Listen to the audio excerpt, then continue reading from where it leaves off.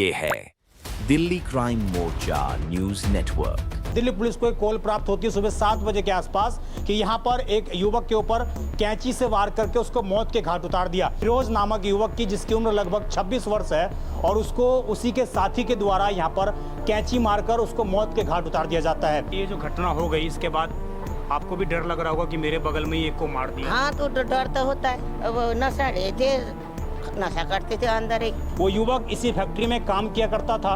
उसकी ठीक एक दिन पहले लड़ाई हुई थी और लड़ाई होने के बाद अगले दिन वो फिरोज के पास आता है। फिरोज अपने एक साथी के साथ यहाँ पर सो रहा था। फैक्ट्री को खोलता है, चूंकि वो परिचित था तो लोगों को मालूम नहीं था कि आखिरकार इस तरह की घटना को अंजाम दे देगा। लोग दरवाज़ा खोलते हैं। दरवाज़ा खोलते ही फिरोज के ऊपर सोते वक्त ही कैंची से जो है 3 वार किए जाते हैं, जिसमें इस पूरे हादसे में उसकी दर्दनाक तरीके से मौके पर ही मौत हो जाती है। आप देखेंगे कि यहाँ पर सीसीटीवी कैमरा तो लगा हुआ है, लेकिन उसके बावजूद शायद आरोपी को कोई खौफ नहीं था। मतलब फैक्ट्री वगैरह चलती है और सुबह 7 बजे करीब जब मैं अपने बेटे को स्कूल छोड़ने गया था, जब नीचे उतरा तो यहाँ पे काफ़ी मतलब पुलिस वगैरह लगी हुई थी, भीड़ लगी। जब आके देखा तो पता लगा कि यहाँ पे एक सिलाई की फैक्ट्री चलती है। आपस में ही 2 कारीगर थे, आपस में कोई कहा सुनी हुई है, तो एक कारीगर ने दूसरे कारीगर के मतलब उसको जान से मार दिया। आपको सीसीटीवी नया सीसीटीवी दिख रहा होगा कि नया सीसीटीवी अभी इंस्टॉल किया है, लेकिन उसके बावजूद उस आरोपी के अंदर इतना खौफ नहीं था कि सीसीटीवी लगा हुआ है वो पकड़ा जाएगा, और उसके बावजूद वो इस जगह पर आता है। अपने सहयोगियों को पहले इन्हीं के साथ सोता है, इन्हीं के साथ रहता है, इन्हीं के साथ खाता है, और उसके बाद उन्हीं की हत्या कर देता है। वीडियोज़ वगैरह आपने भी देखी है, हमने भी देखी है, काफ़ी मतलब ग्रुपों में वीडियोज़ वगैरह हैं, तो उससे काफ़ी मतलब एक बार यहाँ ऐसा दिखा रहा है, छाती पे मार किए गए। जी। मैं निवेदन करूंगा दिल्ली पुलिस और तमाम सिविक एजेंसियों को कि इस बात पर भी जांच पड़ताल की जानी चाहिए कि आखिरकार ये फैक्ट्री इस इलाके में कैसे चलती हैं। इस फैक्ट्री के अंदर सोने की परमिशन किसने दे दी? अगर खुदा ना खास्ता इन फैक्ट्रियों में कभी आग लग जाए, कभी कुछ घटना घट जाए, तो क्या वो मजदूर जीवित रहेंगे? नमस्कार, जय हिंद। आप देख रहे हैं दिल्ली क्राइम मोर्चा। मेरी मौजूदगी इस वक्त राजधानी दिल्ली के ख्याला इलाके में है, और आपको बता दें यहाँ से बेहद सनसनीखेज मामला सामने आ रहा है। मैं जिस जगह पर मौजूद हूँ, यहाँ पर एक फैक्ट्री बताया जाता है कि जींस की फैक्ट्री चलाई जाती है, और उस फैक्ट्री के अंदर आज सुबह लगभग 7 बजे के आसपास एक ऐसी घटना, एक ऐसी वारदात को अंजाम दिया जाता है जिसने पूरे इलाके को दहलाने का काम किया है। मैं आपको सारी चीज़ें बताऊं, लेकिन उससे पहले आपको जानकारी दे दूं कि राजधानी दिल्ली के वेस्ट डिस्ट्रिक्ट में ही, विशेषकर ख्याला इलाके में ही पिछले 24 घंटे के अंदर 3 बड़ी वारदातों को अंजाम दिया गया, जिसमें एक पहली घटना एक ऐसे इलाके में हुई जहां पर कुछ दोस्तों ने मिलकर अपने दोस्त को मौत के घाट उतार दिया।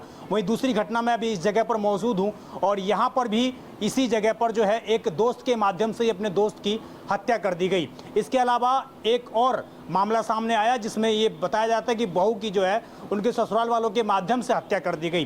तो 3 मामले पिछले 24 घंटे में ख्याला इलाके से सामने आ रहे हैं, जिसने पूरे इलाके को दहला कर रख दिया। मैं अभी दूसरे वाले मामले पर मौजूद हूं, और मैं आपको दिखाऊं तो ये आपको देखेंगे, ये पुलिस ने यहाँ पर बाकायदा दिल्ली पुलिस ने मार्किंग कर रखी है।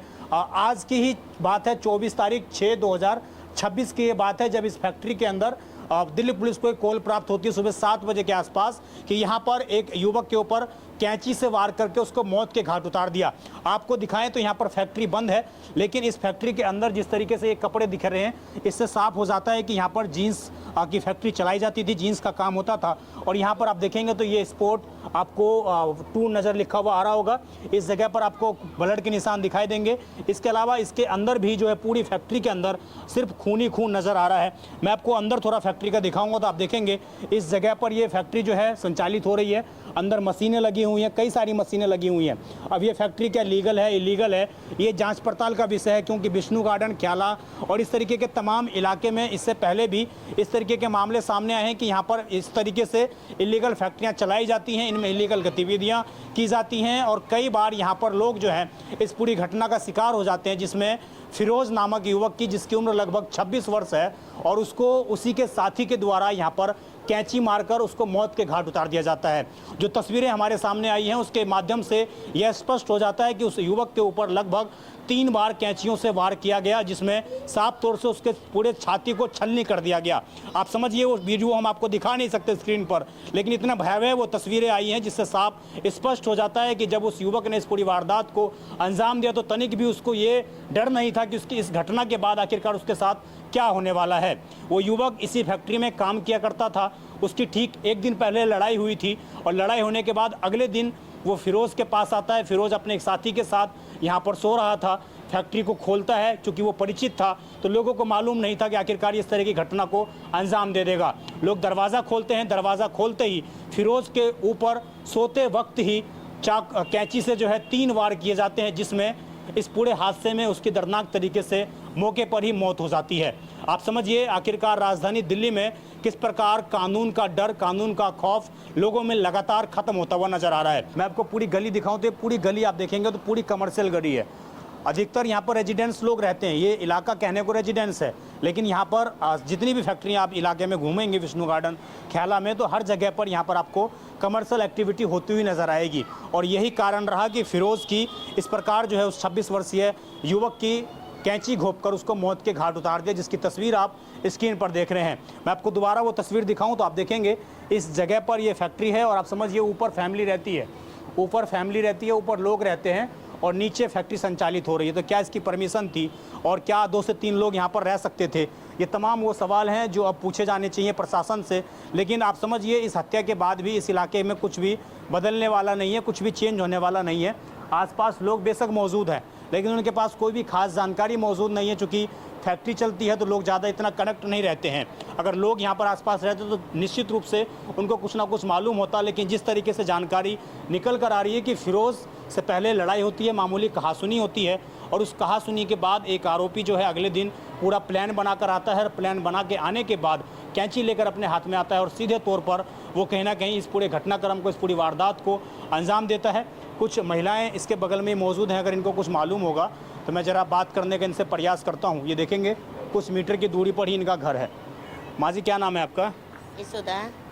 यहाँ पे कब से रहती हो गया 3-4 साल। 3-4 साल। हाँ जी। ये फैक्ट्री कब से चल रहा है यहाँ पे? ये तो अभी अभी आए हैं। अभी फैक्ट्री खुला है यहाँ? हाँ जी। अच्छा, किस चीज़ का काम होता है? पता नहीं जीन्स का कि क्या का है। जीन्स का काम होता है। हाँ। आज सुबह क्या हुआ था यहाँ पे? क्या हुआ पता ही नहीं है, हम लोग को तो पता ही नहीं है। पुलिस क्यों आई थी यहाँ पे? पुलिस आई तो मर्डर हुआ बोल रहे थे, तो अभी हम निकले। क्या बोल रहे थे? मर्डर हुआ बोल मर्डर रहे थे। हुआ? हाँ जी। अच्छा। हाँ। तो आपने निकला तो क्या देखा आपने? कुछ नहीं देखा, वही पुलिस वाले देखा और भीड़ भाड़ बंदे लोग थे, यही देखा। कितनी उम्र थी जिस लड़के को मारा? कोई जानकारी आपके पास? नहीं नहीं नहीं, हम जानते भी नहीं, अभी अभी तो आए हैं नो, तो वो नहीं जानते। पहले बनन सनन बनती थी, उस टाइम से हम आते जाते देखते थे, बहुत महीने रहे थे। तो अभी अभी आए हैं, इनको तो पता ही नहीं है कौन बंदे थे, कैसा थे। आप जब देखने के लिए गई होंगी तो पूरे रूम में खून फैला था? ना देख, गई भी नहीं हूँ।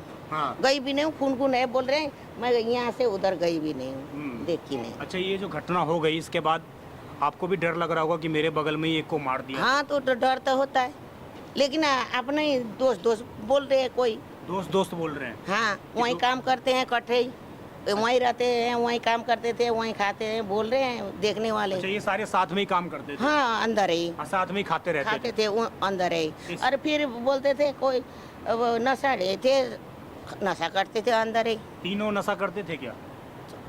3-4 जिसने मारा है वो नशा करता था? सब बोलते हैं। सब। अब वो देखने वाले ऐसे बोलते हैं। अब फिर कौन थे, कैसे थे, कैसे शकल का थे। यहाँ पर माहौल कैसा है, अगर मैं माहौल जानना चाहूँ तो? क्या तो ठीक ही है। हाँ, इतना लेकिन वो रात नहीं है। में निकल नहीं सकते आप घर के बाहर, ऐसा कुछ है? नहीं है ऐसे तो, लेकिन ऐसे खाने पीने से इधर उधर घूमते रहते हैं। हाँ, तो भगाते हैं इधर। भाई साहब लोग को बोलते हैं, भाई साहब लोग डांटते हैं कि हमारा भी लगा दिए परचू इधर। हाँ। तो ये पूरी स्थिति है इस जगह पर, और जितना आप लोगों से बात करेंगे उतना आपको समझेगा कि इस इलाके की स्थिति बेहद गंभीर बनी हुई है। और आप इस गली की स्थिति भी देख सकते हैं, क्या स्थिति है इस गली के अंदर। और मैं आपको दिखाऊं दोबारा उस जगह पर जाकर, तो आप देखेंगे कि यहाँ पर CCTV कैमरा तो लगा हुआ है, लेकिन उसके बावजूद शायद आरोपी को कोई खौफ नहीं था। आप उधर दिखाएंगे सहयोगी मेरे, तो आपको CCTV नया CCTV दिख रहा होगा कि नया CCTV अभी इंस्टॉल किया है, लेकिन उसके बावजूद उस आरोपी के अंदर इतना खौफ नहीं था कि CCTV लगा हुआ है वो पकड़ा जाएगा। और उसके बावजूद वो इस जगह पर आता है, अपने सहयोगियों को पहले इन्हीं के साथ सोता है, इन्हीं के साथ रहता है, इन्हीं के साथ खाता है, और उसके बाद उन्हीं की हत्या कर देता है। तो आखिरकार अपने ही अपनों के हत्यारे आजकल राजधानी दिल्ली में लोग बनते हुए नजर आ रहे हैं। आपसे उम्मीद है अपने और अपनों का बहुत ख्याल रखिए, सावधानी बरतिए, जितना लोगों से कम बहसबाजी हो उतना करिए। यही एक सुरक्षित रहने का मात्र एक तरीका है राजधानी दिल्ली में।